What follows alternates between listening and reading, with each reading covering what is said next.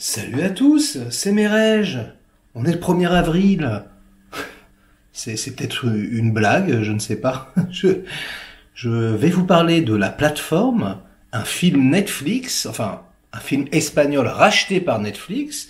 Alors merci à Netflix de nous faire découvrir tout un tas de films et de séries venues du monde entier. Ça c'est vraiment canon. On a même des séries coréennes, des séries japonaises. Enfin, c'est complètement dingue. On a accès à des choses auxquelles on n'avait pas du tout accès avant. Est-ce que c'est pour autant synonyme de qualité? Pas forcément, les gars. Mais qu'est-ce que c'est que ce film? Qu'est-ce que c'est que ce film, les enfants? Mais je ne comprends pas. Mais alors tout le monde s'agite dans tous les sens en disant « La Plateforme, c'est incroyable! La Plateforme, quel film!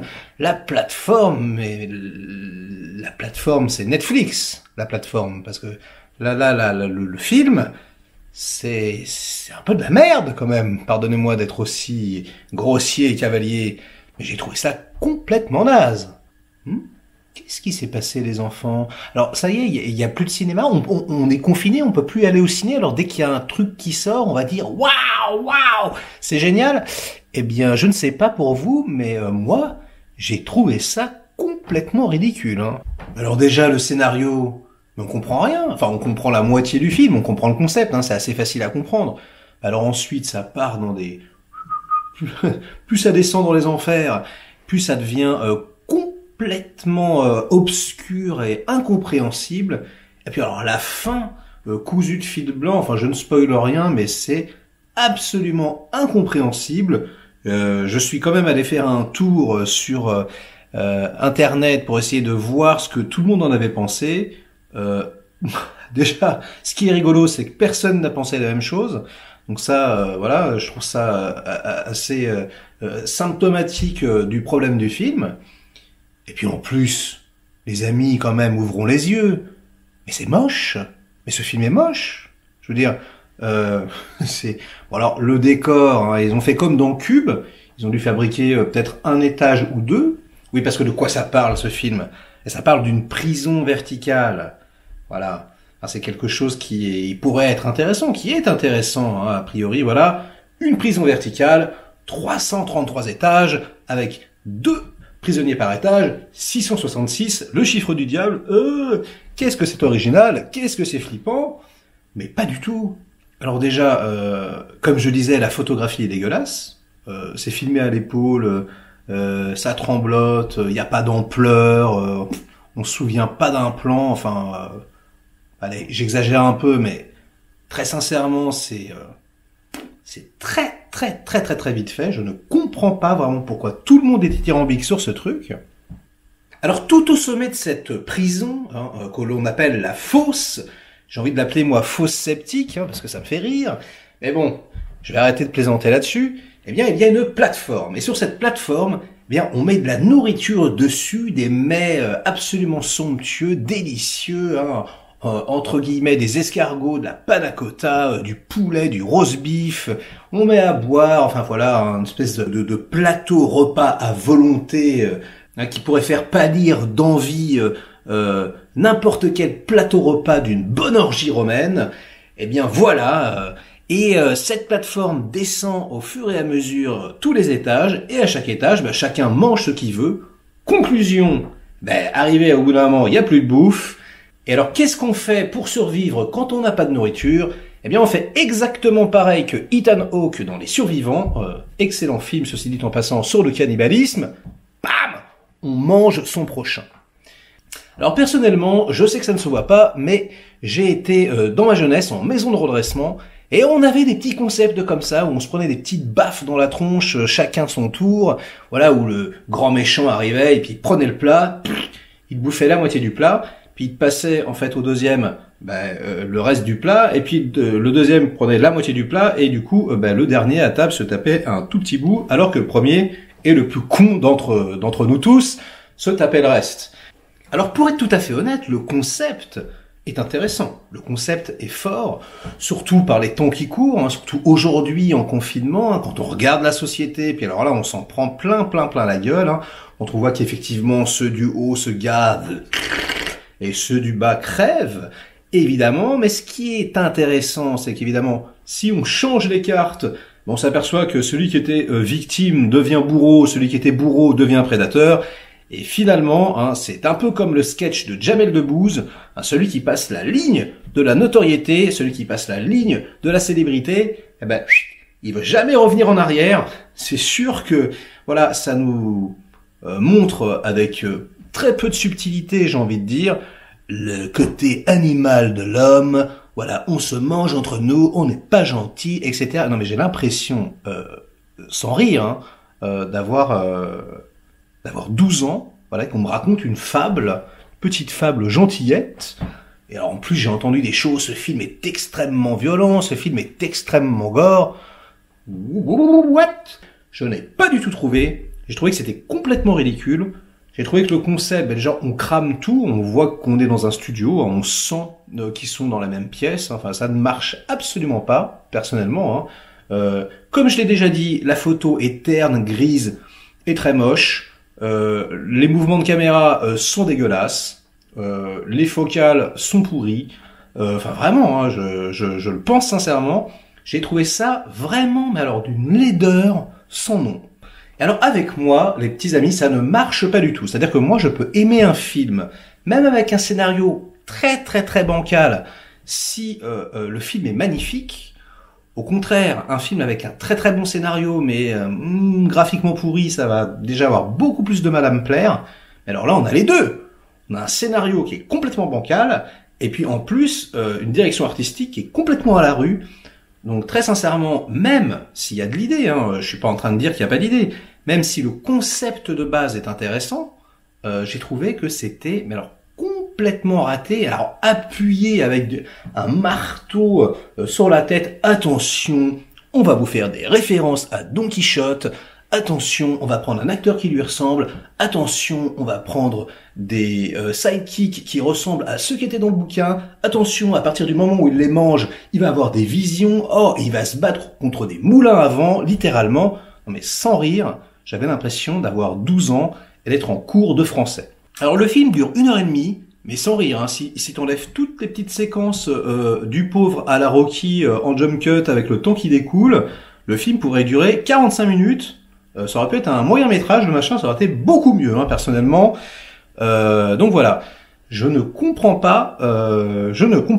Alors le film est réalisé par Galder Gazzello. Bon, bref, le film est réalisé par un Espagnol a priori basque.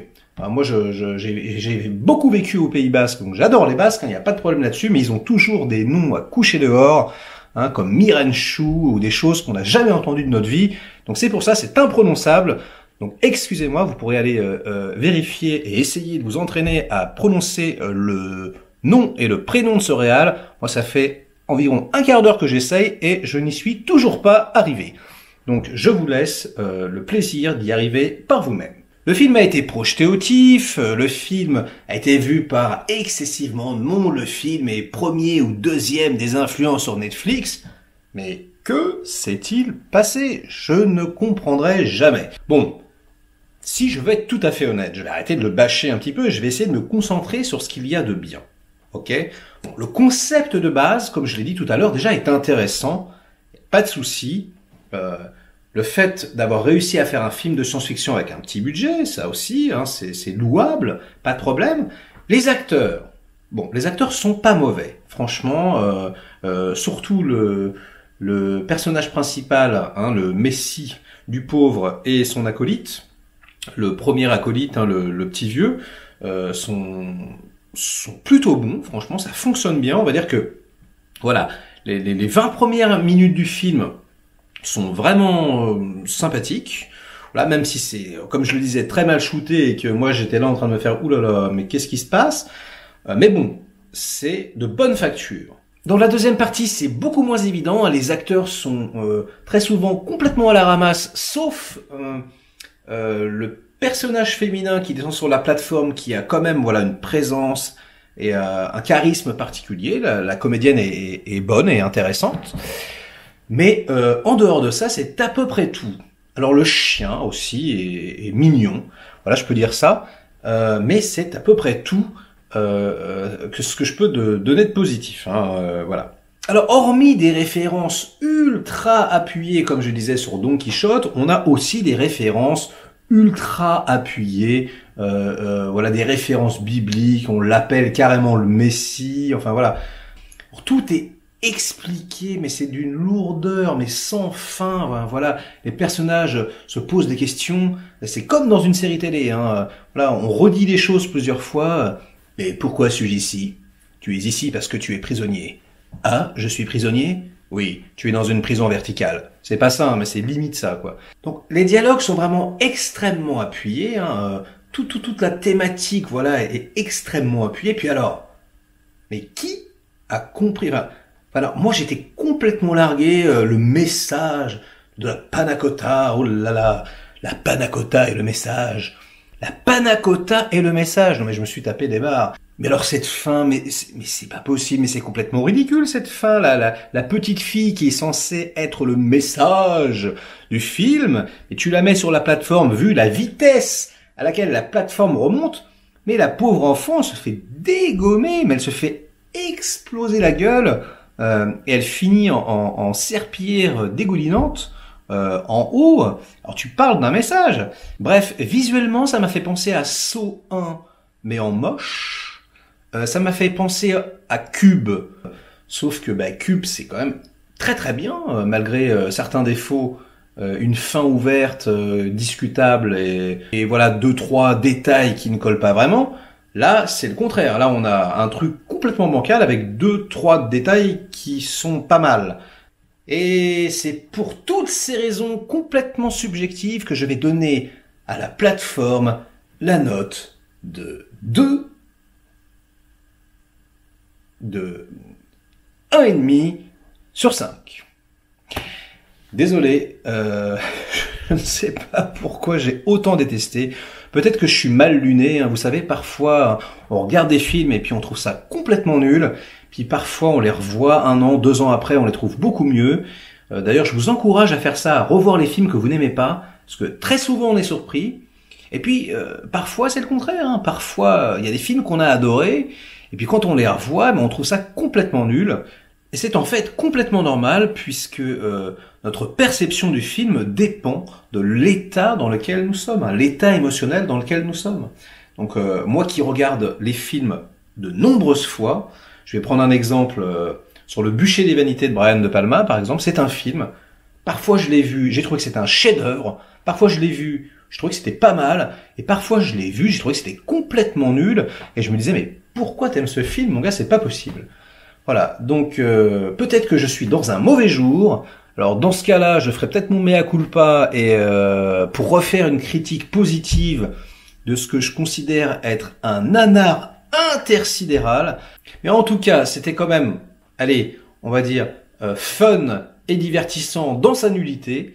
Et puis surtout, c'était vraiment de la part de Netflix une petite farce, petite farce du 1er avril. Ils pouvaient pas le prévoir, mais c'est vrai qu'on est tous en confinement et de nous faire un truc comme ça où tout le monde est confiné, je trouve ça quand même un peu fort de café. Donc voilà les gars, je vous encourage beaucoup plus à aller découvrir le film que j'ai critiqué hier, Color Out of Space avec Nicolas fucking Cage. Merci d'avoir regardé cette vidéo. Et à très bientôt pour une nouvelle critique qui, j'espère, rehaussera le niveau de celle-ci. Bingo!